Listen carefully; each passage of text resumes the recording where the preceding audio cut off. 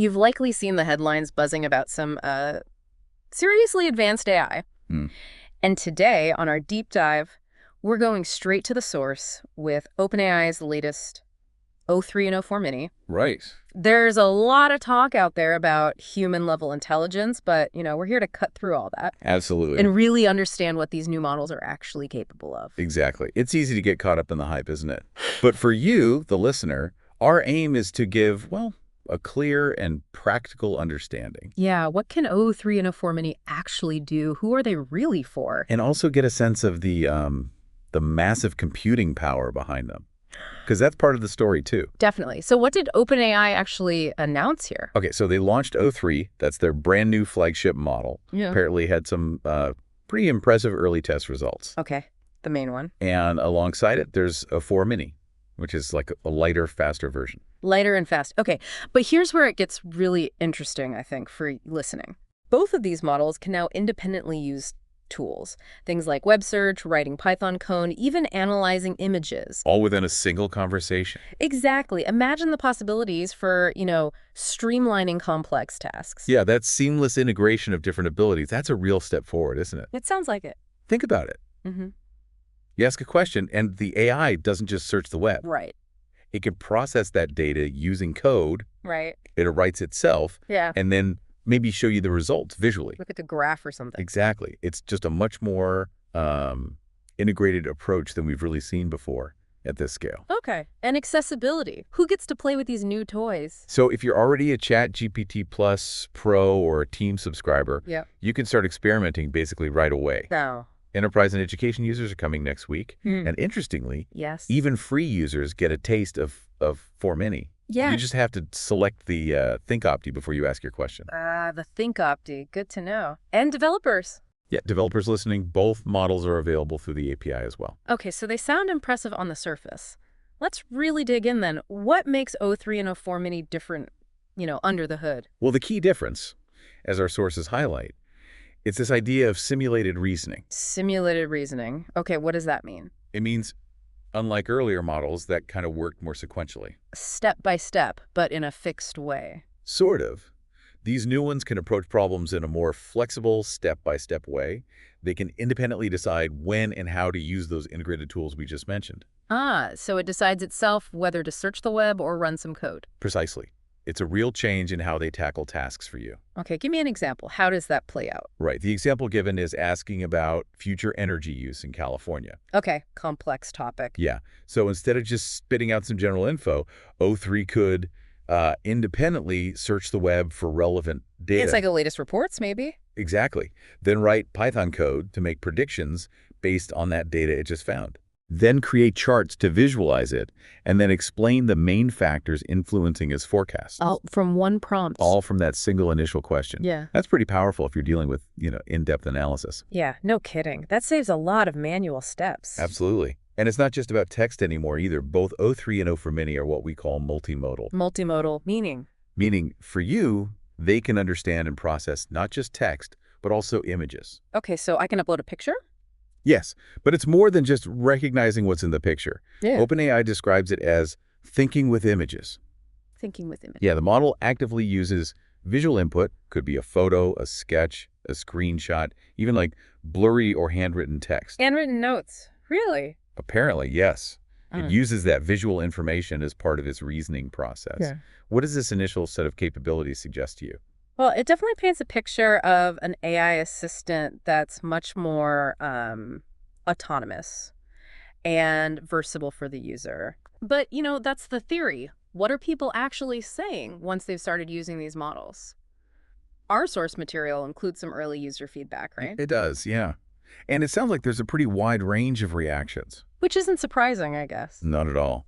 As with any major AI release, the first reactions are diverse.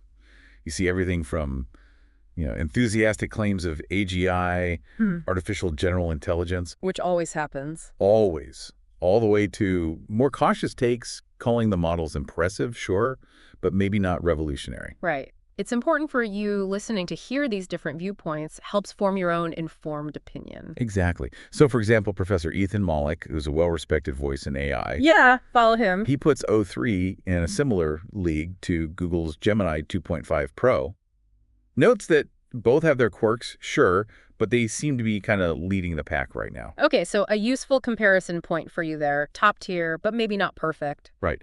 And then you have immunologist Dr. Daria Unutmaz, who sounds much more enthusiastic. Yes. Had early access, describes O3's intelligence as being near genius level. Even said it generated insightful scientific hypotheses when asked. Wow, okay. That's strong praise, especially for scientific use cases. Suggests real potential for users in specialized fields. It does. Yeah. But like you said, it's vital to have a balanced perspective. Always. And YouTuber AI Explained offers a more, let's say, measured view. Okay, what's their take? While acknowledging O3 is a significant improvement, they specifically point out that it's not free from making things up. Hallucinations, as we call them. Still an issue then? Apparently so. They actually called claims of perfect accuracy complete nonsense. Ouch. But useful context. Yeah, really helpful for managing expectations and, counteracting some of the overblown claims you might be seeing online. Definitely. This range of opinions really highlights the need to look beyond the initial buzz and maybe consider more concrete ways to measure performance for you, the user. OpenAI themselves have made certain claims, haven't they, about improvements? They have. They state that O3 makes 20% fewer major errors compared to O1, its predecessor. 20% fewer errors. Okay. And that it excels in areas like writing code, providing business advice, creative thinking, the usual suspect. Right. And they've provided specific scores on some tests, too. They have. For instance, O4 Mini got a 92.7% accuracy on the AME 2025. That's the American Invitational Mathematics Examination. Okay. Math skills looking strong for the mini version. What about O3? For programming, O3 reportedly scored 69.1% on SWE Bench Verified. That's a common benchmark for coding abilities. 69%. Okay. And on tasks needing visual reasoning, O3 achieved 82.9% on MMMU, which is meant to be like university-level stuff. Those figures certainly sound impressive when you first hear them, don't they? They do. What? And this is a big but. There's always a but. It's crucial to remember these numbers come directly from OpenAI. Right, the vendor's own stats. Exactly.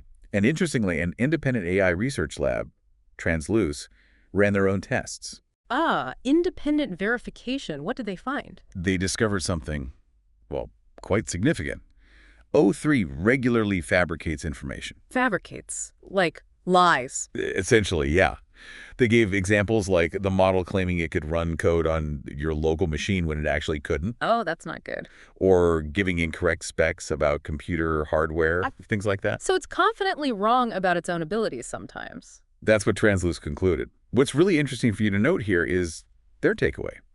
Despite O3's impressive ability, solving math and coding problems, Yeah. it doesn't seem to be consistently truthful about its own capabilities. That definitely raises an important question for you about the reliability, even of these advanced models when they talk about themselves. It really does. Okay, absolutely. And this brings us neatly to the ARC-AGI benchmark, doesn't it? Often touted as a key test of AI intelligence. Right. And our source material reveals a really important detail about the version of O3 that got those record-breaking results on that benchmark. Ah, there's a catch. There seems to be. It turns out the public version of O3, Yeah. the one you can access now, Yes. is different from the optimized benchmark version used for that record-setting ARC test. How different? According to Mike Knoop of the ARC Prize Foundation, that test version used significantly more computing power, way more than what's available to us. Ah, okay. So it's like comparing a Formula One car built for one race to the standard road car version. That's a great analogy. Okay. Exactly. It highlights that while the headlines scream record-breaking AI, the version you actually use might have different capabilities. Yeah. Needs context. Absolutely crucial context for you listening. And speaking of different capabilities and how we measure them, Yeah. there's a new version of this benchmark, ARC-AGI-2. Yes. And this is really interesting. It focuses not just on if an AI can solve a problem, but also on how efficiently it does it. Efficiency. Okay, like how much compute it uses. Exactly. Cost, resources, speed. And this shift towards measuring efficiency is really important for you to understand. Why is that? How did O3 do on this new efficiency test? Well, the results paint a very different picture. Remember those high scores on the original test?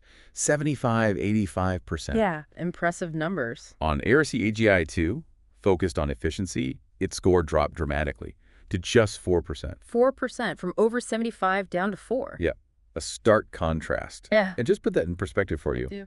Humans average around 60% on the same efficiency-focused test. 60% for humans, 4% for this super-powered O3. Wow. And look at the cost. The source mentions humans cost around $17 per task on ARC AGI-2, Okay, $17. while O3 costs a staggering $200 per task. $200 versus 17. Yikes. Yeah. And Mike Noob's quote really nails it. Real intelligence isn't just about solving problems, but about solving them efficiently with minimal resources. That really makes you think, doesn't it? For you, the listener, this challenges that whole idea that just throwing more computing-powered AI is the only way forward. Maybe efficiency is key. It certainly suggests that. And this leads us nicely to the actual cost of using these models day to day. Right, so ChatGPT subscribers get it included. But what about developers using the API? Okay, for developers, O3 is priced at $10 per million input tokens $10 in, and $40 per million output tokens. $40 out, which is cheaper than before, right? Yeah, interestingly, that's a 33% price decrease compared to O1, its predecessor. Okay. And the mini version, O4 mini. Much cheaper.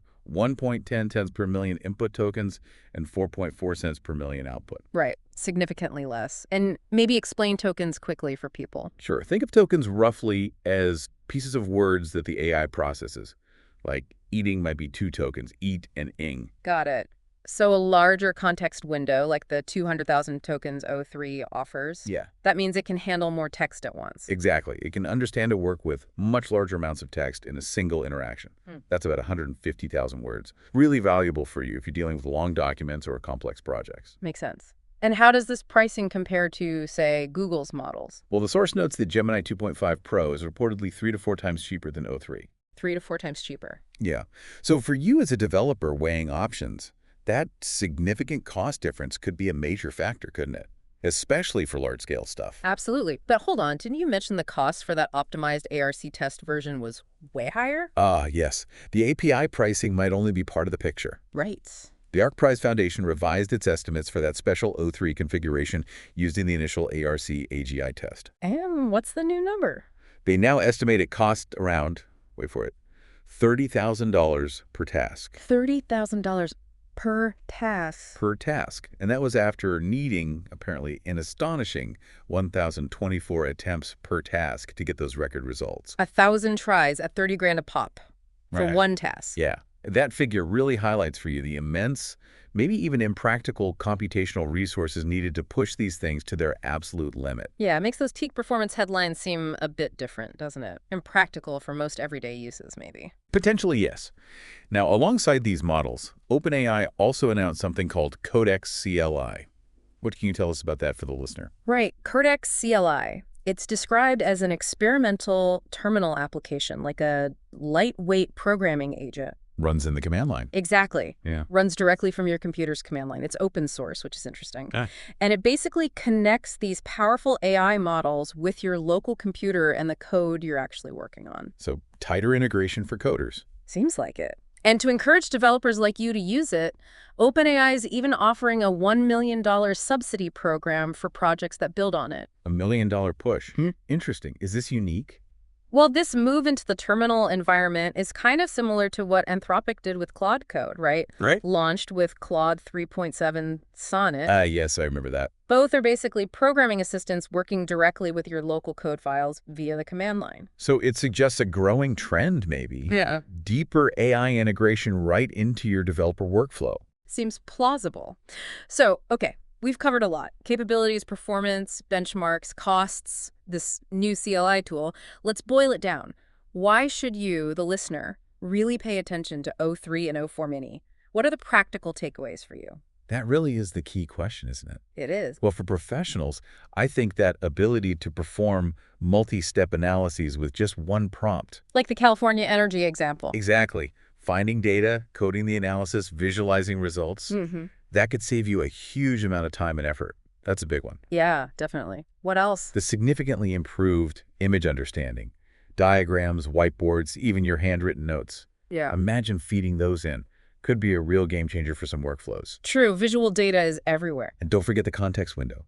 That massive 200,000 tokens, about 150,000 words, and generating up to 80,000 words of output, that just means you can tackle much larger, more complex documents and projects than before. Right, scale matters. And for developers specifically, Well, Codex CLI offers that more direct integration path, potentially streamlining your workflow, less switching between your chat window and your code editor, cutting down friction. hopefully. Yeah. And, as AI Explained pointed out, if you manage to look past the initial hype, Yeah. O3 does seem to represent genuine progress. Yeah. Maybe not the earth-shattering revolution some claim, but it definitely raises the bar for what you can expect from AI in practical, everyday applications. Okay, that's a good summary. Now, to really illustrate what these models can do in a real-world scenario, our source included a fascinating look at their own testing, right? In their AI Toolkit Plus F section. They did, yeah. They conducted what they called a meta-experiment, which sounds complicated, but it's actually quite clever. A meta-experiment. Tell us more about this approach they took. How does it help you, the listener, understand the AI? Well, what's particularly insightful for you is that they decided to have O3 essentially test itself. The AI tests itself. They tasked the model with coming up with its own demonstration scenario. This meta approach gives us a really unique glimpse into how the AI understands its own capabilities, and how it might approach solving a real problem. Okay, that's clever. So how exactly did they set up this AI self-assessment for you to understand? Walk us through it. Right. They followed a structured meta methodology, as they call it, first step. Yeah. One of their editors really dug into the official system docs, the blog post. Did their homework. Exactly. To fully grasp O3's tools, its context, window size, how it makes decisions. Okay, understand the machine. Then what? Then they crafted a meta command.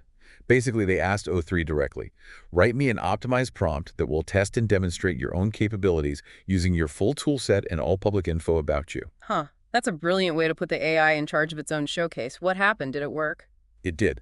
O3 generated a detailed initial prompt. Okay. The editor then ran this prompt on a live archive of their own newsletter content. Fed it their own stuff. Yep.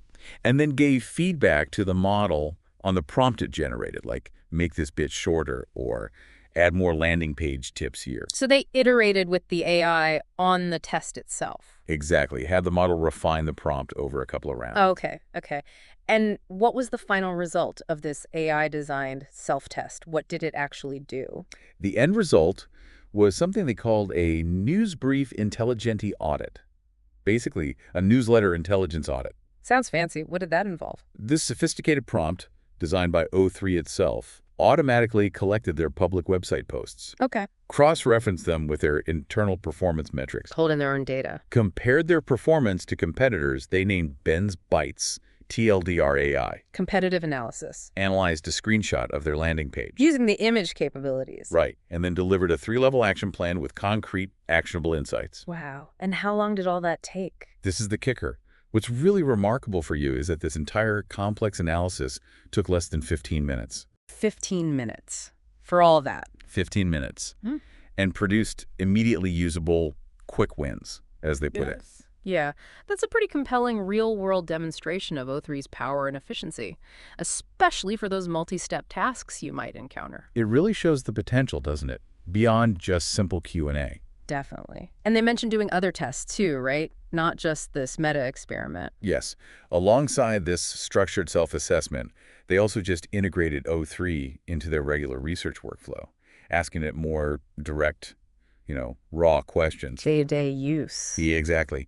They highlighted one specific use case, something like understanding complex information, but mentioned more details were behind their subscription. Ah, little teaser. Yeah, but it still serves as another example of how O3 can be applied to practical tasks you might face daily. Okay. So let's bring it all together then for you, the listener. It seems pretty clear that O3 and O4 Mini represent a significant step forward.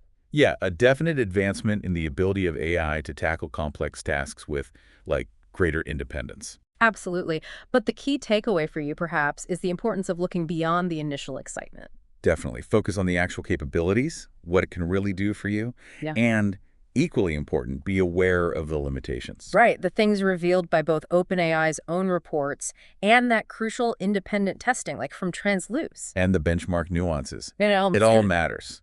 it really does. And, on that note, thinking about our discussion today, that whole balance between sheer processing power, just brute force compute, Mm-hmm. and genuine efficiency in AI, like that ARC AGI-2 test showed. Yeah, the $200 to $17 task cost. Exactly. It really prompts the question for you, doesn't it? What does true intelligence actually mean as these technologies keep evolving? That's a deep one. It is. And how will that definition ultimately shape your own interactions with these increasingly sophisticated tools? Yeah. It's definitely something to consider as you start encountering these new AI models, whether it's O3, O4 Mini, or whatever comes next, in your own work and life. Food for thought.